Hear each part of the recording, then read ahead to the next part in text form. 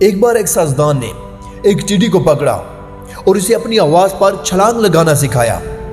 سائنسدان نے ٹڈی کو چھلانگ لگانے کو کہا اور ٹڈی نے اس کی آواز سنتے ہی زور سے چھلانگ لگا دی۔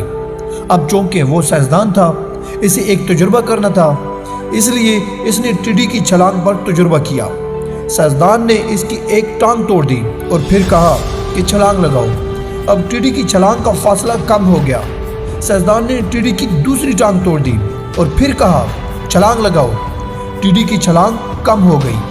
اب اس کی تیسری ٹانگ توڑ دی گئی اور اس کی چھلانگ کا فاصلہ مزید کم ہو گیا تھا۔ ایک ایک کر کے بیچارے ٹڈی کی ساری ٹانگیں ٹوٹ گئی۔ اب اس کی آخری ٹانگ ٹوٹنے کے بعد جب اسے چھلانگ لگانے کو کہا گیا تو وہ ہل بھی نہیں سکتا تھا۔ اب سائنسدان نے اپنا نتیجہ اپنی ڈائری میں لکھا۔ کیا آپ جانتے ہیں کہ اس نے کیا لکھا؟ جب ٹڈی کی ایک ٹانگ ٹوٹ گئی تو وہ تھوڑا بہرا ہو گیا۔ جب اس کی دوسری ٹانگ ٹوٹ گئی تو وہ مزید بہرا ہو گیا۔ ہر ٹوٹتی ہوئی ٹانگ کے ساتھ وہ مزید سے مزید تر بہرا ہوتا گیا اور اس کی ساری ٹانگیں ٹوٹنے کے بعد وہ بالکل ہی بہرا ہو گیا تھا اور اب زور سے چیخنے کا بھی اس پر کوئی اثر نہیں ہوتا۔ وہ اپنی جگہ سے ہل بھی نہیں سکتا۔ چھلانگ کو چھوڑو، یہ کہانی سن کر ہر کوئی محسوس کر رہا ہوگا کہ سائنسدان کیسا پاگل تھا، وہ اتنی سادہ سی بات نہیں سمجھ سکا۔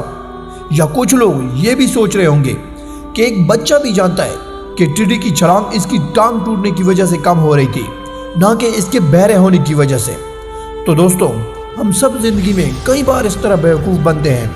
زندگی میں کئی بار دو واقعات ایک ساتھ اس طرح پیش آتے ہیں کہ ان کا ایک دوسرے سے کوئی تعلق نہیں ہوتا، پھر بھی لگتا ہے کہ گہرا تعلق ہے۔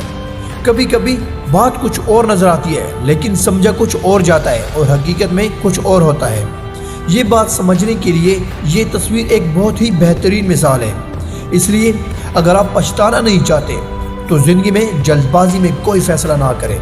ہمیشہ عقل سے کام لیں، ہوشیار رہیں اور سوچ سمجھ کر ہی فیصلہ کریں۔